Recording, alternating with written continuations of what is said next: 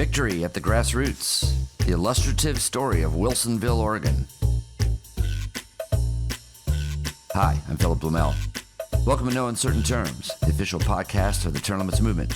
This is episode number 239, published on June 3rd, 2024. Your sanctuary from partisan politics. On this podcast, we spend most of your time talking about the big prize at the national level, term limiting the U.S. Congress. And of course, the progress we're making there is astounding. 2024 has been the best year since we launched the Term Limits Convention project some 7 years or so ago, with 3 states, Tennessee, Louisiana, and Florida for a second time, approving the Term Limits Convention. And we may not be done yet. We have won in the North Carolina House and are waiting for the state Senate there to finish their budget negotiation and move on to the term limits resolution. If the North Carolina Senate approves, the term limits movement will win our 4th state in 2024 and the 9th overall.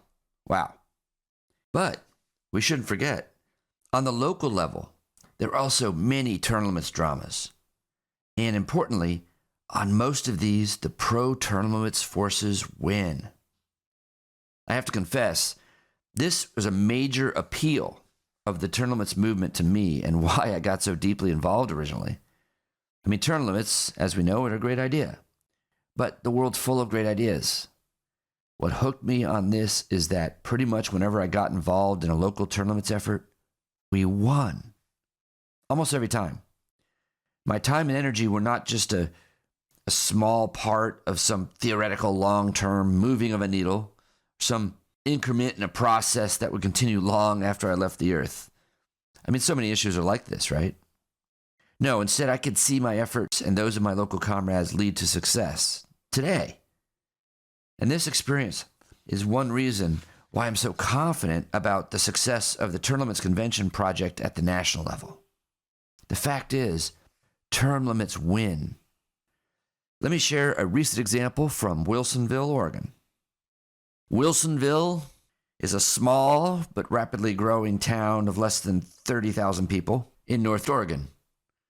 Like so many other municipalities across America, the citizens in Wilsonville were tired of entrenched politicians, particularly mayors in this case, running their city and opted for rotation in office and more competitive elections via term limits.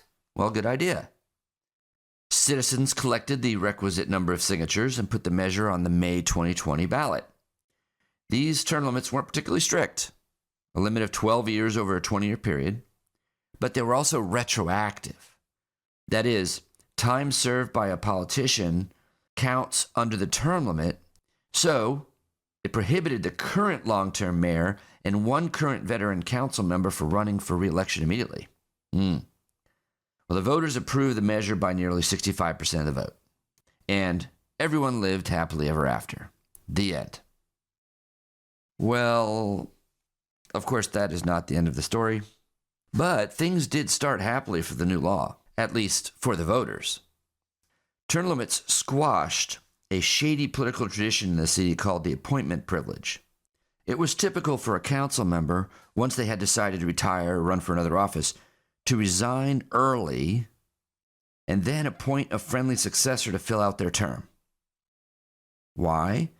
Well, due to the power of incumbency, such an appointee would have a lock on the seat going into the next election. And indeed, in the history of the city, only one such appointee ever lost the subsequent election. This Machiavellian maneuver is what one would expect from an entitled political class, the time that term limits inhibit, particularly at the local level. So the local political establishment attacked the measure, and having played fair and lost in 2020, they decided now to take the low road. First, a series of friends of the council started showing up at council meetings and cataloging the defects and the unintended consequences of this well-meaning but poorly designed law. They were calling for minor alterations to improve it. Please pardon my sarcasm. These altruistic, concerned citizens persuaded the council to put 2 such revisions on the ballot for May 2024. One would give a 2-term city councilor the right to run for 2 terms as mayor. These are 4-year terms. So Here they were asking to further weaken a 12-year limit to a 16-year limit, if you do the math. The second revision would not count appointment time on the council against a councilor's term limits, effectively reviving the appointment privilege. Now note, 0 signatures from citizens were collected to put these ideas on the ballot. No. Term limits required the work of citizens to put it on the ballot, but in this case, the council simply placed these new referenda on the ballot to satisfy their politically connected friends who were, in fact, not altruistic and not aiming to improve anything beyond their own political power. This is an old trick. We have discussed this on this podcast so many times. Often municipalities will launch a charter review commission of hand-picked citizens to justify changes to, or even abolition of, voter-approved term limits. Well, the Wilsonville Council didn't have time for that, but they did do their homework. They also resorted to other traditional tricks politicians use to beat popular term limits. The hands-down favorite is the misleading ballot title. Since voters have already demonstrated they favor term limits by overwhelmingly approving them, the politicians have to create ballot titles that make it sound like their anti-term limits measures are in fact pro-term limits measures. They just want to make this great term limits measure even better. Yeah, that's the ticket.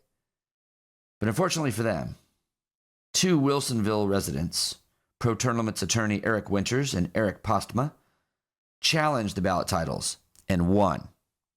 This was a major blow to the politicians' chances, but they still had an ace in the hole: money.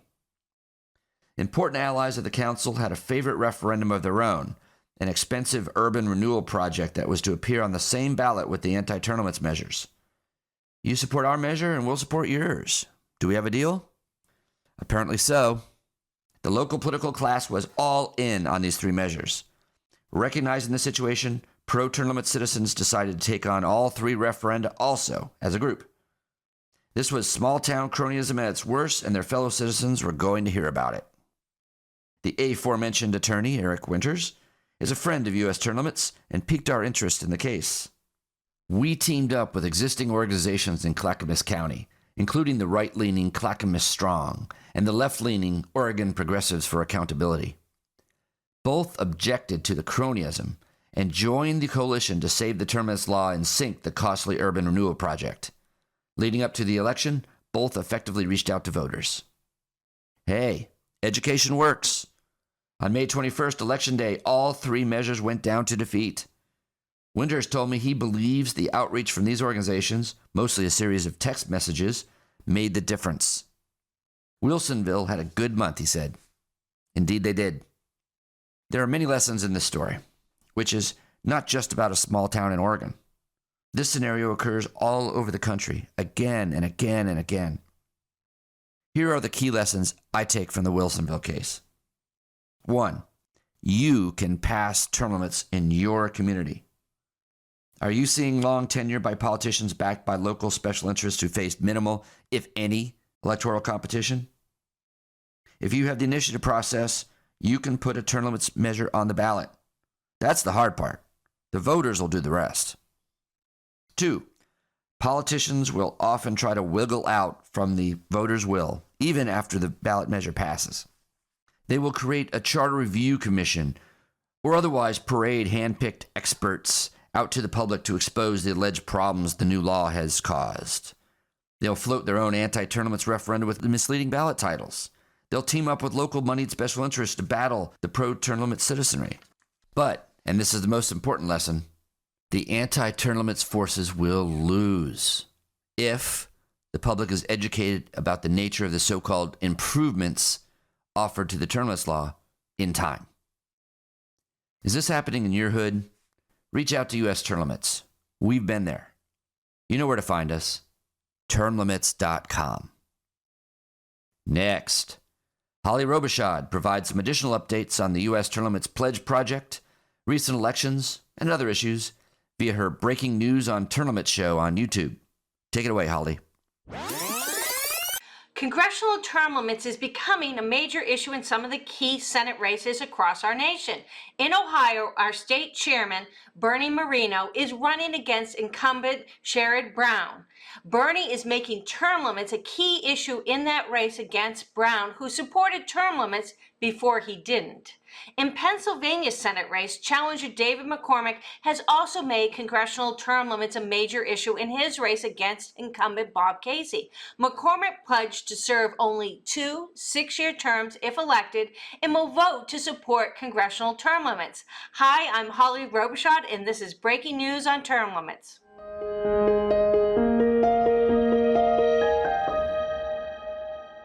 We've been working closely with Unite New York, holding webinars, lobbying days with our state chair, Liz Garrity, to raise awareness for a bill that enacts term limits on the New York governor and other statewide officials. But we're running out of time to pass the bill. For more information on what's happening in New York, hey, sign up for their mailing list at unitenewyork.org/join. New York is one of 13 states that doesn't have term limits on its governor, but with your support, we can make it join the other 37 states that do.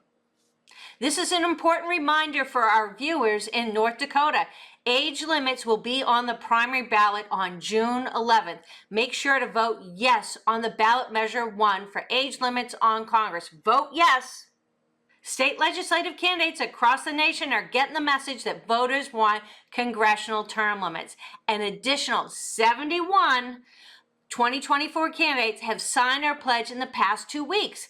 This continued exponential growth is due to our outstanding pledge team and the support for our issue.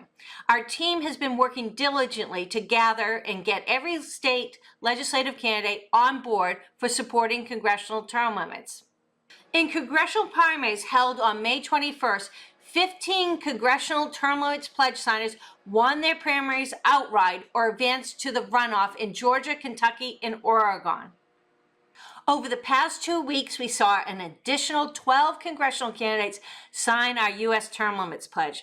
Currently, we have over 130 members of Congress who have signed the U.S. term limits pledge. This means after the November elections, we know we'll have even more term limit supporters than we ever have before in Congress.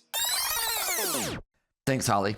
By the way, the state legislative pledges she refers to are a commitment by state legislators, to co-sponsor, vote for, and defend the Term Limits Convention resolution to enact congressional term limits. When we get enough of these pledges signed in a state, we are in an excellent position to get the resolution passed. This is where all these victories in these states are coming from. Remember, 34 states approving the resolution will trigger an Article 5 convention on the subject of congressional term limits, unless Congress preempts the convention with their own term limits amendment. History suggests that would be the case. Next, we mentioned that Tennessee approved the Term Limits Convention in April. Later that month, Governor Bill Lee signed the bill. Such a signature isn't required on an Article 5 convention resolution. The governor simply wanted to sign it. This is called momentum. The governor wanted to be associated with the Term Limits Convention bill. Nothing wrong with that. Lastly, it is worth noting that the Libertarian Party, the third largest party in the United States, held its national convention in Washington, D.C. at the end of May and nominated Chase Oliver as its presidential candidate.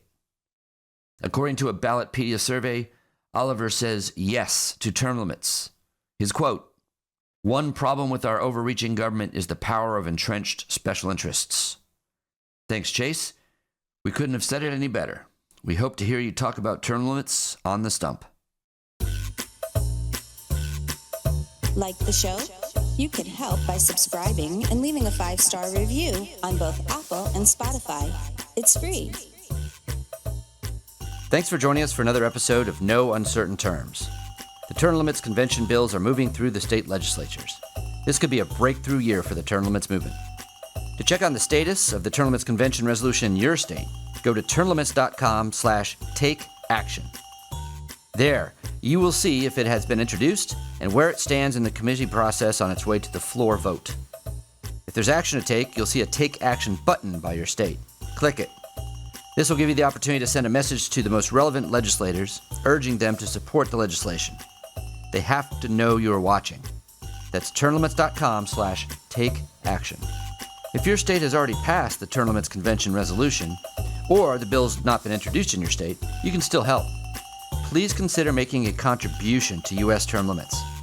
It is our aim to hit the reset button on the U.S. Congress, and you can help. Go to termlimits.com/donate. termlimits.com/donate. Thanks. We'll be back next week. Find us on most social media at US Term Limits. Like us on Facebook, Twitter, YouTube, Instagram, and now LinkedIn.